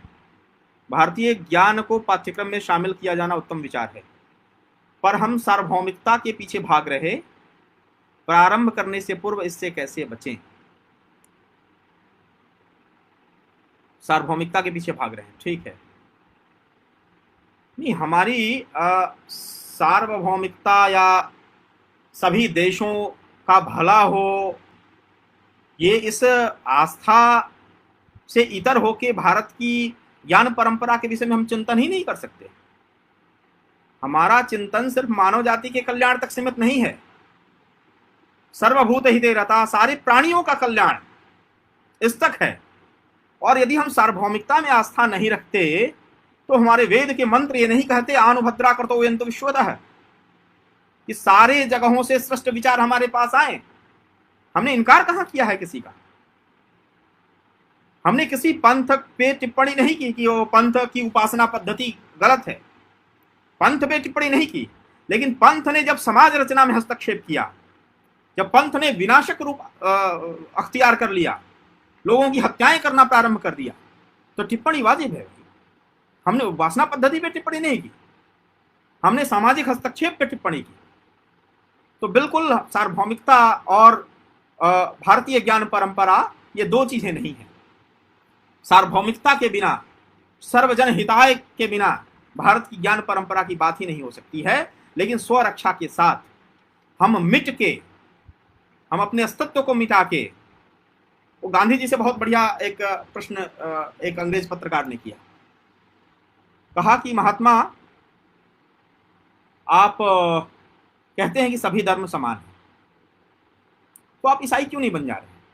बन जाइए। उन्होंने कहा नहीं नहीं, बिल्कुल ठीक बात है, मैं मानता हूं सभी धर्म समान है। सभी धर्म वही एक परमेश्वर की उपासना की बात करते हैं, उसी तक पहुंचने की बात करते हैं। सभी धर्म हमारी मां समान हैं, लेकिन हम मौसी के लिए मां का परित्याग कर दें? तो बड़ा सुंदर व्याख्यान उन्होंने दिया। तो अपनी संस्कृति, अपनी माता को छोड़ के हम अन्य संस्कृतियों का भी भला नहीं कर सकते, क्योंकि विश्व में कोई फिर नामलेवा नहीं रहेगा जो सबके कल्याण की बात करे। आज चीन ने जो परिस्थिति खड़ी की है, उन परिस्थितियों के विरोध में बोलने का और अपने हित के साथ दूसरे के हित, दूसरे देशों के हित को सोच के हाइड्रोक्सीक्लोरोक्विन भेजने का जो जज्बा, जो हिम्मत, जो समझ भारत की परंपरा में है, वो नहीं रहेगी। महिपाल सिंह का प्रश्न है, वामपंथियों का ये मानना है कि जो कुछ श्रेष्ठ है वह पश्चिम में ही है, और अगर अंग्रेज आधुनिकता न लाते तो भारत असभ्य बना रहता। बहुत बढ़िया, बहुत अच्छा प्रश्न है। और मैं महिपाल तुमसे कहूँगा कि 5 तारीख को, 5 मई को एक हमने व्याख्यान रखा है गूगल मीट पे, जरूर सुनना। व्याख्यान है पश्चिमीकरण के बिना आधुनिकीकरण। प्रोफेसर पवन कुमार शर्मा जी हमारे अग्रज हैं, हमारे बड़े भाई हैं और भारतीय परंपरा के निष्णात विद्वान हैं। उनका लेक्चर है, सुनना। इस प्रश्न का विशद उत्तर तुम्हें मिलेगा। संक्षेप में मैं कहना चाहूँगा कि जो पश्चिम की चीज़ें हैं वही आधुनिक हैं, यह भ्रम है। और यदि हम कोट टाई पैंट में रह के और कहें कि पृथ्वी चपटी है इसलिए चूंकि ओल्ड टेस्टामेंट कहता है, और हम अपने आप को आधुनिक कहें, तो ये कहीं से स्वीकार्य नहीं है। पश्चिमीकरण आधुनिकीकरण नहीं है। अंग्रेज जो कुछ कह दें वो आधुनिक है, ऐसा नहीं है। आधुनिक वो है, आधुनिक यह आरोप पश्चिम के विद्वान लगाते हैं कि भारत की परंपरा पोंगापंथी की परंपरा है। तो भारत की परंपरा के लिए एक जो शब्द यहां की परंपरा ने कहा उसे सनातन कहा। सनातन का अर्थ है नित नूतन चिर पुरातन, जिसकी आस्था, जिसकी जड़ें पुरातन हो और जिसका प्रवाह नया हो।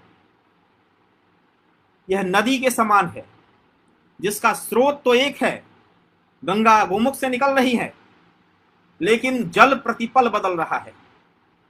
तो जल है वो प्रतिपल बदलता है। ऐसे ही समाज की आवश्यकताओं के अनुरूप हम अपनी सांस्कृतिक विशिष्टताओं में परिवर्तन लाते हैं, लेकिन मूल, अधिष्ठान, आधार एक रहता है। वह मूल है सभी का कल्याण। वह मूल है अहम ब्रह्मास्मि तत्त्वमसि सर्व खलु इदं ब्रह्म। मैं भी ब्रह्म हूं, तू भी ब्रह्म है और ये पूरा संसार, पूरा जगत ही ब्रह्म है। और जब हम ये कहते हैं तो हम ये नहीं कहते हैं कि नहीं सिर्फ सनातन पंथी ब्रह्म है, सिर्फ हिंदू ब्रह्म है, बाकी ब्रह्म नहीं है। सब ब्रह्म है, कण कण ब्रह्म है, पेड़ पौधे पशु पक्षी सब ब्रह्म है। यह मान्यता होती है। अगला प्रश्न मैं लेता हूं। मुझे थोड़ा संकेत करते रहिएगा भाई सोमू जी, ज्यादा समय मैंने ले लिया ऐसा मुझे लगता है। 4:36 हो रहा है। Difference between global and universal. अच्छा, यूनिवर्सल, मैं एक बात कहूं, हमने प्रारंभ में एक मंत्र मैंने पढ़ा था, ओम द्यौ शांतिरंतरिक्षगुं शांति पृथ्वी शांति राप शांति। इस मंत्र में सबके शांति की कल्पना है। जब हम सिर्फ इस धरती पर रहने वाले लोगों की बात करते हैं, इस ग्लोब पे रहने वाले लोगों की बात करते हैं, तो हम ग्लोबल हैं। और जब हम इस अंतरिक्ष, इस अनंत आकाश में स्थित कोटि कोटि ब्रह्मांड, आप सोचिए कि यह एक सौर मंडल है। इस सौर मंडल जैसे अरबों अरब सौर मंडल मिलके एक आकाश गंगा का निर्माण करती है, आकाश गंगा की एक भुजा का निर्माण करती है, आकाश गंगाओं की कई भुजाएं मिलके एक आकाश गंगा का निर्माण करती है, और ऐसी अरबों अरब आकाश गंगाएं मिलके ब्रह्मांड के एक पैटर्न का निर्माण करती है। और ऐसे अरबों अरब ब्रह्मांड अस्तित्व में हैं, जिसको स्टीफन हॉकिंस जैसा फिजिसिस्ट भी कह रहा है कि यूनिवर्स नहीं है, मल्टीवर्स है, एक से अधिक ब्रह्मांड है। तो यूनिवर्सल क्या है? यूनिवर्सल यानी ब्रह्मांड के हित की कल्पना, ये यूनिवर्सल है। ग्लोबल सिर्फ इस पृथ्वी के हित की कल्पना। तो भारत की जो चिंतन परंपरा है, भारत की जो ज्ञान परंपरा है, वो सिर्फ ग्लोबल नहीं है, वो यूनिवर्सल है। वो व्यष्टि से प्रारंभ होती है, व्यष्टि का हित, व्यष्टि के हित के बाद समष्टि का हित, समष्टि के बाद सृष्टि का हित, और सृष्टि के बाद परमेष्टि का हित, ये एक चेन है, सबके हित की कामना, जिसको पंडित दीनदयाल उपाध्याय जी अपनी रचनाओं में, अपने लेखन में उन्होंने वो कहते हैं। तो सबके हित की कामना, ये भारत की ज्ञान परंपरा का मूल उत्स है। भारत की ज्ञान परंपरा ग्लोबल की बजाय यूनिवर्सल है।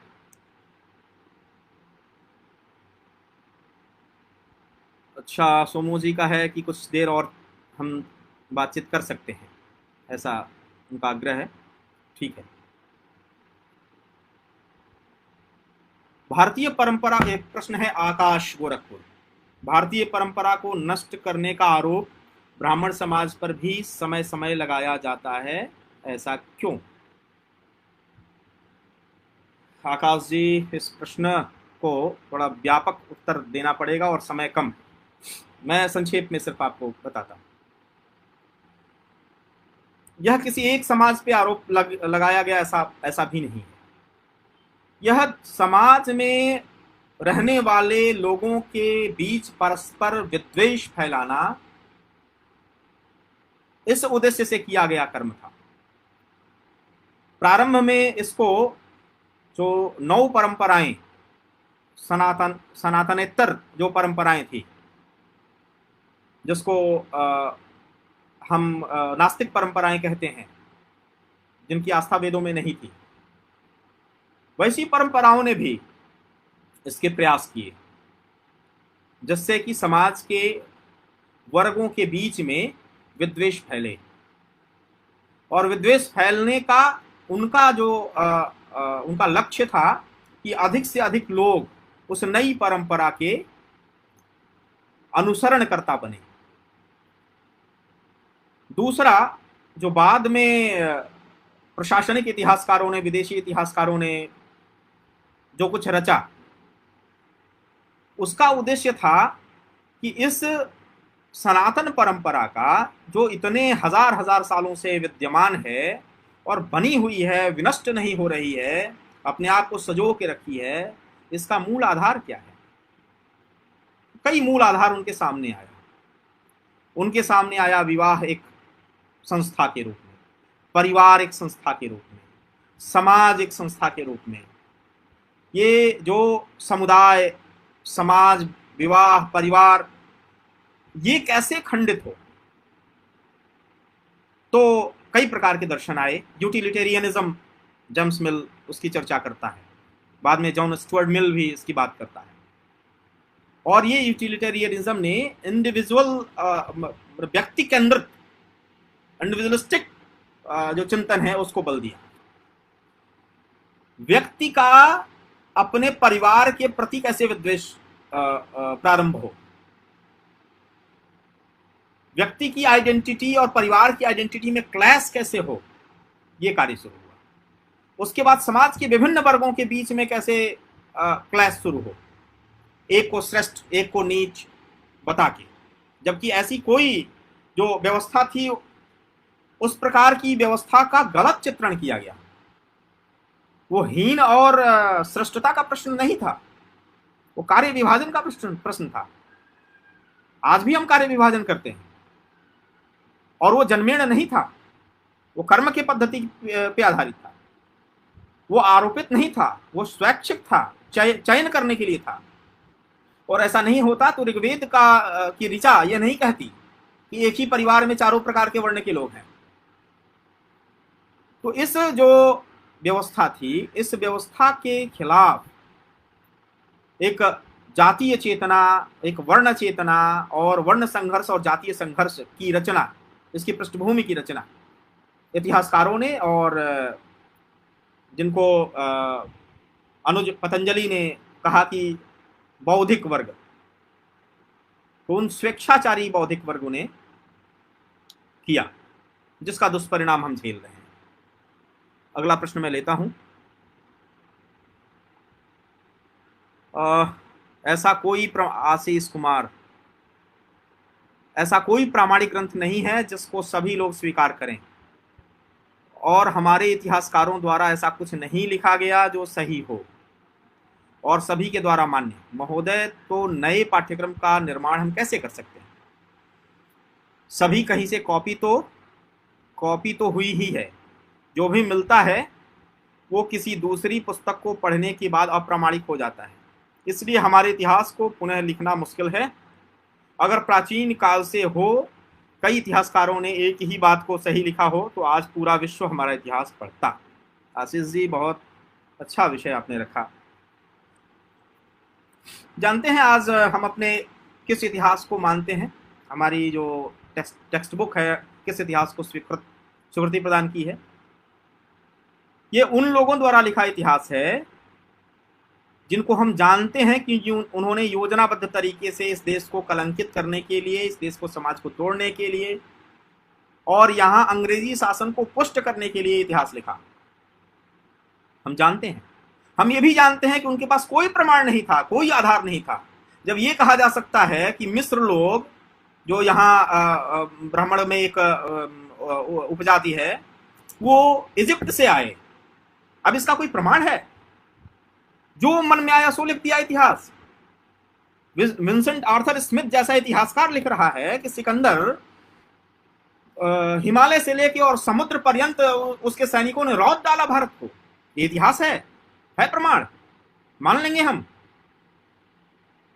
आपने महान बाढ़ की परिकल्पना का जो काल क्रम है वो खंडित ना हो जाए, इसके लिए आपने इतिहास रच दिया कि जो वेद थे, ऋग्वेद जो सबसे प्राचीन, उन्होंने कहा वो 1500 ईसा पूर्व के पहले के नहीं हो सकते हैं, आपने कह दिया।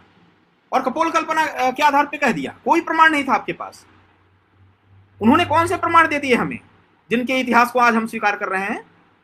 जब उन्होंने प्रमाण नहीं दिए, उनके निहित उद्देश्य को, निहित स्वार्थ को हम जानते हैं कि उन्होंने जानबूझकर इस समाज को तोड़ने के उद्देश्य से इतिहास का लेखन का कार्य किया। यह सत्य के प्रकटीकरण के बाद भी यदि हम ये कहते रहें कि वेद जो है 1500 ईसा पूर्व है, हम ये कहते रहें कि मिस्र लोग इजिप्ट के हैं, हम ये कहते रहें कि सिकंदर ने पूरे भारत को रौंद दिया था, तो हमारी मूर्खता नहीं है तो और क्या है? और यदि हमारे पास सत्य इतिहास नहीं है तो लिखेगा कौन? हम ही तो लिखेंगे ना। जब हमारे पास कोई साधन नहीं थे, जब इतिहासकारों के पास कोई साधन नहीं थे, थोड़े बहुत चीजों को उन्होंने पढ़ा और पूरे भारत का इतिहास गढ़ दिया और उस इतिहास ने पूरे भारत का भविष्य गढ़ दिया। तो आज तो हमारे पास बहुत सारे वैज्ञानिक और तकनीकी साधन हैं, हम क्यों नहीं तलाश करते हैं? जितने पुरातात्विक साक्ष्य मिलते हैं हम क्यों नहीं उसकी पड़ताल करते हैं? जितने हमारे शास्त्रीय प्रमाण मिलते हैं और विश्व की व्यवस्था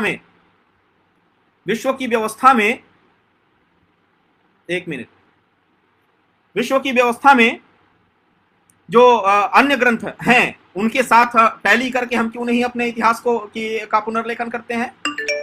यदि हम ऐसा नहीं करते हैं तो हमारी पूरी शिक्षा की पद्धति इस देश का भला नहीं चाहती है। यह पूरे देश की शिक्षा पद्धति आत्मग्लानि, आत्म आलोचना, आत्मनिंदा और आत्मघृणा इसको प्रमोट कर रही है। हमारे पास अवसर यदि है तो हमें श्रेष्ठ इतिहास, साक्ष्यों के आधार पर लिखा हुआ इतिहास हमें जन जन तक पहुंचाना होगा। और यदि हम नहीं करेंगे तो ये जो स्वदरिद्रता का बोध आज हम झेल रहे हैं अकादमिक जगत में भी, यह हमें लंबे समय तक झेलना पड़ेगा। घनश्याम गुप्ता, भारतीय ज्ञान परंपरा प्राचीन संस्कृत ग्रंथों तक ही सीमित है क्या? पिछले 500 वर्षों तक क्या हुआ उस पर प्रकाश डालें सर। पिछले 500 वर्षों में बहुत कुछ हुआ और बहुत सारे पक्षों पे मैंने प्रकाश डाला घनश्याम जी, और समय भी अब खत्म होने वाला है। आपका प्रश्न इतना संक्षिप्त नहीं है कि 500 वर्षों को हम कुछ मिनटों में समेटें। अगले लेक्चर में जरूर हम आपके इस प्रश्न को उठाएंगे। बहुत कुछ हुआ 500 वर्षों में और बहुत कुछ बताया भी गया। एक उदाहरण मैं दे देता हूं। आप मॉनिटोरियल सिस्टम का नाम आपने सुना होगा, थॉमस मुनरो, आपने इनका भी नाम सुना होगा। थॉमस मुनरो ने मद्रास का सर्वेक्षण कराया था। 19वीं सदी के प्रारंभ में मद्रास का सर्वेक्षण हुआ। मद्रास का, बंगाल का, मुंबई का और पंजाब का, अलग अलग लोगों ने अलग अलग जगहों पे काम किया। तो उन्होंने वहां का जो कुछ रिपोर्ट प्रस्तुत किया, उस रिपोर्ट के आधार पर ब्रिटेन, जहां जन शिक्षा नहीं थी, उन्होंने एक चीज सीखा यहां से, कक्षा नायकी पद्धति। कक्षा नायकी पद्धति यानी उच्च स्तर की कक्षा के विद्यार्थी निम्न स्तर के कक्षा के विद्यार्थियों को पढ़ाएंगे और ऐसी में पूरी प्रणाली चलती रहेगी।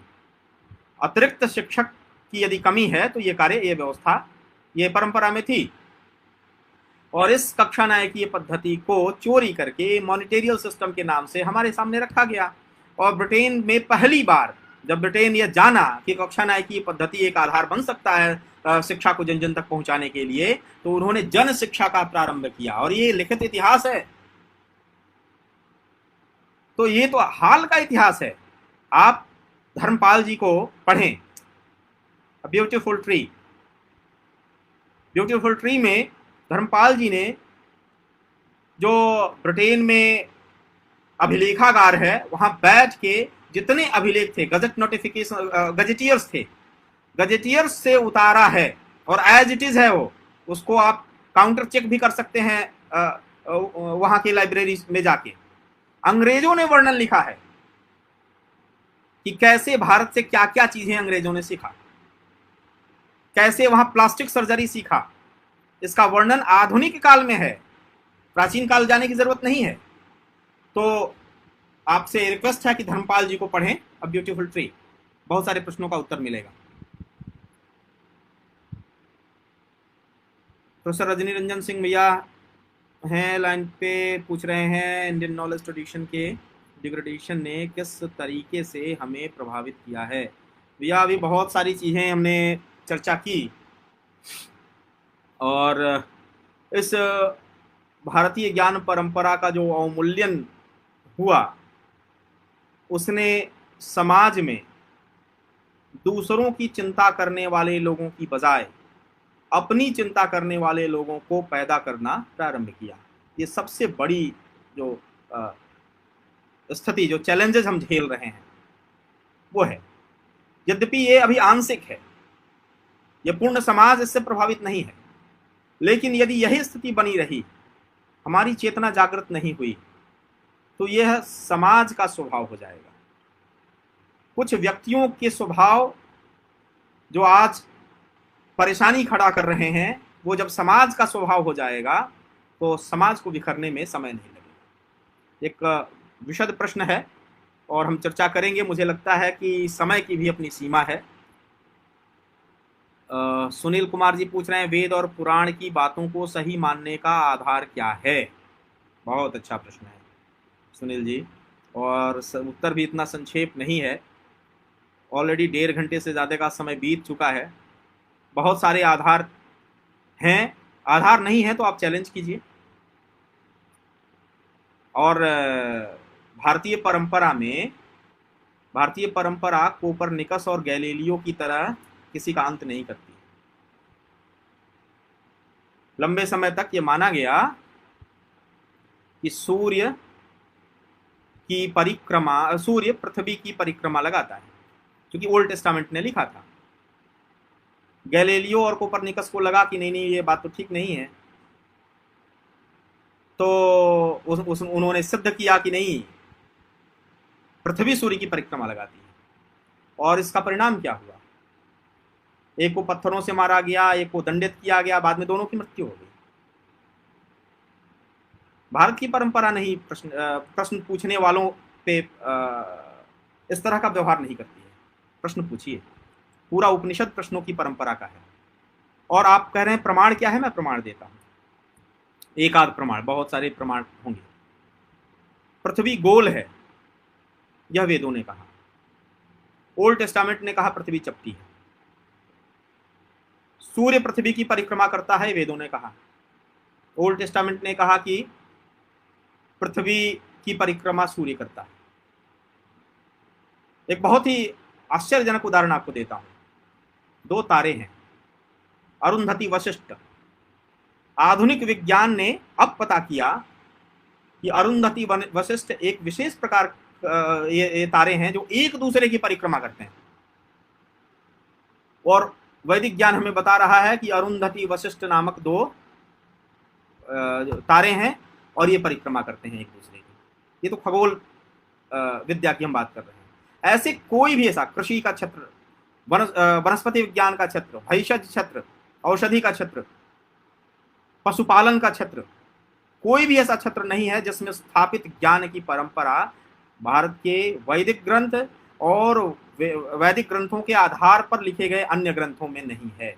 तो अलग से हम परिचर्चा करेंगे, वेदों में विज्ञान विषय पे एक अलग परिचर्चा हो सकती है, तो आधार होगा। राजेश कुमार चतुर्वेदी जी का प्रश्न है कि आयुर्वेद में शल्य चिकित्सा पर प्रतिबंध जो अंग्रेजों द्वारा लगाया गया आज भी लागू है। बिल्कुल सही कहा आपने, जानबूझ के, क्योंकि ये जब बख्तियार खिलजी ने आक्रमण किया था, एक ऐसा वृतांत है, नालंदा विद्यापीठ पे और जलाया, उसकी तबीयत खराब हो गई थी, तो सारे इलाज उसके हो गए, वो ठीक नहीं हो रहा था, तो स्थानीय एक वैद्य से संपर्क किया गया। तो बख्तियार खिलजी के मन में ऐसा आया, उसने कहा कि बिना औषधि खिलाए मुझे ठीक करो, और नहीं करोगे तो तुम्हारा गर्दन काट देंगे। तो उसने क्या किया कि एक कुछ पृष्ठों का दस्तावेज था, उस पर दवा लेप दिया और कहा कि इसको पढ़ जाइए, पढ़ जाएंगे तो आप ठीक हो जाएंगे। पढ़ने के क्रम में वो उंगली से छू के जीभ छूता था, और इस चक्कर में जो औषधि जितनी जानी चाहिए थी उसके शरीर में, उतनी औषधि गई और स्वस्थ हो गया। ये भारत के आयुर्वेद की शक्ति थी। भारत के आयुर्वेद की वो शक्ति थी जिसमें कटे हुए नाक को जोड़ने का वृतांत अंग्रेज स्वयं लिखते हैं, उनके समय अवधि की बात है, जिसका जिक्र वो गजेटियर में कर रहे हैं, और उस गजेटियर को धर्मपाल जी ने अपनी पुस्तक में दर्ज किया है। आप उसको प्रमाण के रूप में देख सकते हैं, जिससे पश्चिम ने पहली बार प्लास्टिक सर्जरी सीखा। और इन सारी परंपराओं पे अंग्रेजों ने, क्योंकि अंग्रेजों को लग गया कि हमें अपनी यदि परंपरा स्थापित करनी होगी, अपनी व्यवस्था चिकित्सा की स्थापित करनी होगी, जिसके आधार पर हम अधिक से अधिक अर्थार्जन करें, तो पुरानी परंपरा को निषिद्ध करना पड़ेगा। और उन्होंने निषिद्ध किया, उन्होंने शल्य चिकित्सा को निषिद्ध किया, कहा कि नहीं ये बेकार की व्यवस्था है, ठीक ही नहीं होगा। लेकिन आपको मालूम होना चाहिए कि शल्य चिकित्सा इतनी विकसित थी कि कितने प्रकार के उपकरणों का जिक्र है। आप सुश्रुत संहिता पढ़ें, सुश्रुत संहिता में जितने उपकरणों का जिक्र है, उनको देख के लगेगा आपको कि स्थापित शल्य चिकित्सा उस समय थी। और आज भी कुछ जगहों पे, काशी हिंदू विश्वविद्यालय जहाँ से मैंने पढ़ाई की है, वहाँ अभी ये प्रयोग में है, कुछ जगहों में आंशिक रूप में प्रयोग में है, लेकिन सरकार को इसमें प्रयास करना चाहिए और शल्य चिकित्सा भी आयुर्वेद के हिसाब से प्रारंभ हो, ऐसा प्रयास करना चाहिए। मुझे लगता है कि समय बहुत ज़्यादा हो गया, और सोमू जी क्या करना है बताइए, क्योंकि 5 बजने को है, कंटिन्यू करना है, क्या करना है? सोमू जी रिप्लाई कीजिए। स्वाति राजपूत कह रही हैं, अच्छा लगता है सर, मेरे मन में उठे प्रश्न का उत्तर देने की आप कोशिश करते। अच्छा, स्वाति राजपूत जी का प्रश्न पता नहीं कहाँ गया, फिर से आप प्रश्न भेज दीजिए स्वाति जी, हम देखेंगे। स्वाति जी फिर से प्रश्न भेजिए। अच्छा, मोहम्मद नाजिम अब्बासी, आपका प्रश्न है, हम अपनी भारतीय संस्कृति को छोड़कर पश्चिमी सभ्यता को क्यों बेहतर मानते हैं, जैसे पहनना, रहन सहन, खाना, भाषा? बिल्कुल, बहुत सही कहा आपने नाजिम भाई। हमें अब हमने एक ऐसा कवर ओढ़ लिया है, वो कवर क्या है? स्वघृणा का, कि हमारा सब कुछ खराब है, क्योंकि हमें बताया गया कि आपके पास कृषि की कोई व्यवस्था नहीं थी, कृषि हमने आपको बेहतर कृषि सिखाई, आपने तो परंपरागत कृषि की, आप पशुपालन ठीक ढंग से नहीं जानते थे, आपके पास चिकित्सा पद्धति नहीं है, ये बताया गया, जबकि सब कुछ विद्यमान था और बहुत ही विकसित रूप में विद्यमान था। और ये जो स्वजाति घृणा है, स्वघृणा है, वो इतना हो गया कि शासक जैसा पहनता है, शासक जैसा बोलता है, शासक जिसको सही मानता है, उसको भारत के समाज ने सही मानना शुरू कर दिया। इसलिए शासक का पहनावा भी हमने अपना लिया, शासक का खान पान भी अपना लिया, शासक की भाषा भी हमने अपना ली। और आज भी दुर्भाग्यपूर्ण स्थिति है कि भारत का जो अकादमिक क्षेत्र है, अकादमिक वातावरण है, उसकी भाषा अंग्रेजी है, हिंदी नहीं है। ये सत्य है। और पता नहीं कब भारत को अपनी भाषा में सोचने का मौका मिलेगा और काम करने का मौका मिलेगा। भारत की प्रगति में ये भी बहुत बड़ी बाधा है। अंग्रेजी एक भाषा के रूप में सीखी जा सकती है, लेकिन अंग्रेजी एक संस्कृति के रूप में यदि हम सीख रहे हों, अंग्रेजी यदि हमारी बाध्यता हो, अंग्रेजी के बिना हमारे अकादमिक विकास अवरुद्ध हो जाए, तो निश्चय ही ये सोचने का प्रश्न है। तो नाजिम भाई, आपने जायज प्रश्न किया, हमें विचार करना चाहिए।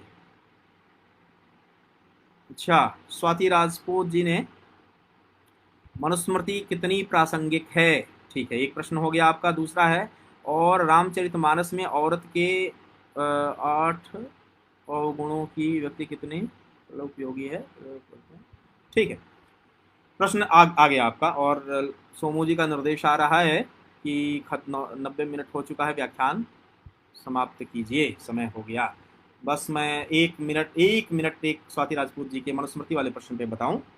मनुस्मृति के में जो आपत्तिजनक लाइनें हैं, वो मुश्किल से आप उंगलियों पे गिनी हुई लाइनें हैं, और उसकी भाषा शैली और सारी व्यवस्थाओं को देखकर लगता है कि वो आक्षेपित है।